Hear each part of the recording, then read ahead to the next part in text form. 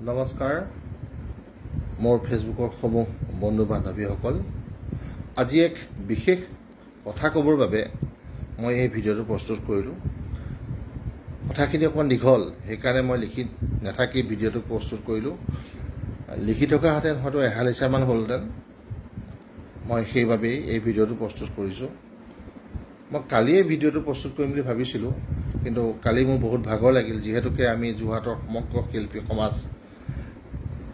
আমাৰ প্ৰাণৰ শিল্পী জুবিন গাৰ্গৰ যি আদ্যশ্ৰাদ্ধ কাৰ্যসূচী আমি জড়িত আছিলোঁ পঢ়ি শেষ হ'ল ৰাতি কালি গোটেই দিনৰ দিনটো ৰেষ্ট ল'লোঁ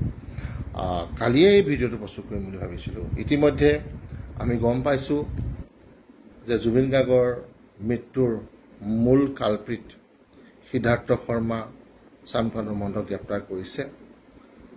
ঠিক আমাৰ যোৰহাটৰ আদ্যশ্ৰাদ্ধ হোৱাৰ দিনাখনে তেওঁলোকক গ্ৰেপ্তাৰ কৰা হৈছে কিন্তু কালি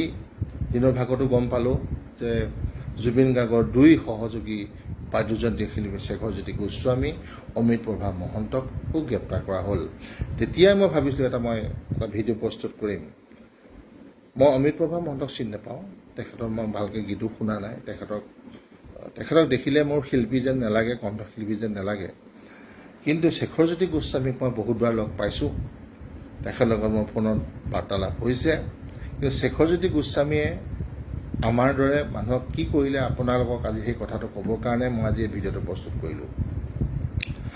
শেখৰজ্যোতি গোস্বামী আছিল জুবিন গাৰ্গৰ ষ্টুডিঅ'ৰ ৰেকৰ্ডিষ্ট এই শেখৰজ্যোতি গোস্বামীয়ে জুবিন গাৰ্গৰ প্ৰতিটো গীতৰ বাণী বন্দনৰ নামত প্ৰতিজন প্ৰডিউচাৰৰ পৰা ৩,০০০ পৰা ৫,০০০ টকা এটা তেওঁলোক লয় আপোনালোকে চিন্তা কৰক জুবিন গাৰ্গে আজি এই যেতিয়া ঢুকাইছে তাৰ ঠিক আগলৈকে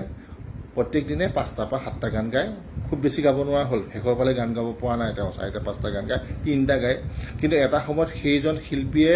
আমাৰ যোৰহাটৰ DGCত 38টা গান গায় এটা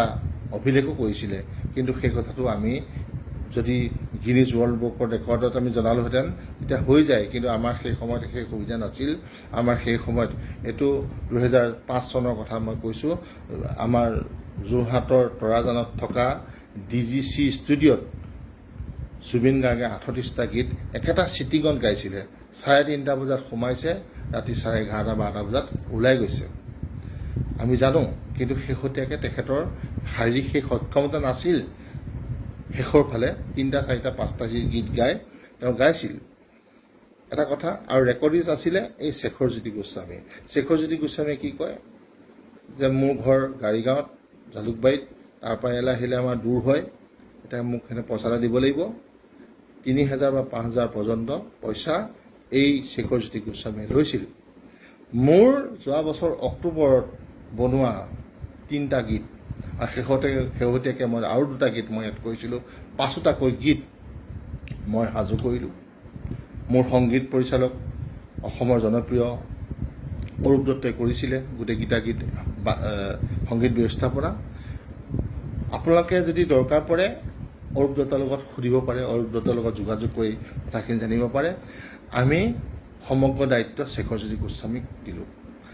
তাৰপিছতে শেখৰজ্যোতি গোস্বামীয়ে আমাৰ ফোন নধৰে তেওঁ ক'ব জুনত পাৰিব তেওঁ ক'ব জুলাইত পাৰিব তেওঁ ক'ব আগষ্টত পাৰিব তেওঁ ক'ব তেওঁ গা ভাল নহয় তেওঁ এতিয়া শুই আছে শেখৰজ্যোতি গোস্বামী যদি জুবিন গাৰ্গৰ ৰেকৰ্ডিষ্ট নহ'লেহেঁতেন জুবিন গাৰ্গৰ আজিলৈকে 1 লাখ গীত হ'লহেঁতেন এই কথাখিনি জনাবৰ কাৰণে মই ছিংগাপুৰৰ কথা নাজানো কাৰণ আমিতো যোৰহাটৰ এখন ভিতৰুৱা গাঁৱত থকা আমি মানুহ এজন সৰু শিল্পী আমি ছিংগাপুৰত কি হ'ল কি নৃত্য নাটিকা হ'ল আমি নাজানো কিন্তু শেখৰজ্যোতি গোস্বামী এজন সংগীতৰ সাংঘাতিক দালালি আৰু বেপাৰী এই কথাটো ক'বৰ বাবে মই এই ভিডিঅ'টো প্ৰস্তুত কৰিছোঁ আৰু মোৰ এই ভিডিঅ'টো যিসকলে চাইছে যদি মোৰ কথাখিনি ভাল লাগিছে আৰু মোৰ এই যিটো দাবী যে শেখৰজ্যোতি গোস্বামীক সিদ্ধাৰ্থ শৰ্মা চামকানু মহন্তৰ দৰে এটা দৃষ্টান্তমূলক শাস্তি দিব লাগিব আৰু লাগে সেয়ে মই অসম চৰকাৰৰ ভাৰত চৰকাৰৰ ওচৰত মই এটা অনুৰোধ জনাইছোঁ যে এই কুলাংগাৰ সিদ্ধাৰ্থ শৰ্মা, শ্যামপদ মহন্ত আৰু শেখৰজ্যোতি গোস্বামীক এক দৃষ্টান্তমূলক শাস্তি দিয়ক। আৰু যদি আপোনালোক অসম চৰকাৰ, ভাৰত চৰকাৰ অপৰাধ আমাৰ অসমীয়া ৰাইজৰ মাজলৈ পঠাই দিয়ক। আমি কেনেধৰণে তেওঁলোকক শাস্তি প্ৰদান কৰিব লাগে, কেনেধৰণে মৰম চেনেহ কৰিব লাগে, আমি সকলো দিম। এই কথাখিনি ক'বলৈকে আজি এই ভিডিঅ'টো প্ৰস্তুত কৰিলোঁ। কিবা যদি ভুল হৈছে ক্ষমা কৰিব। ধন্যবাদ।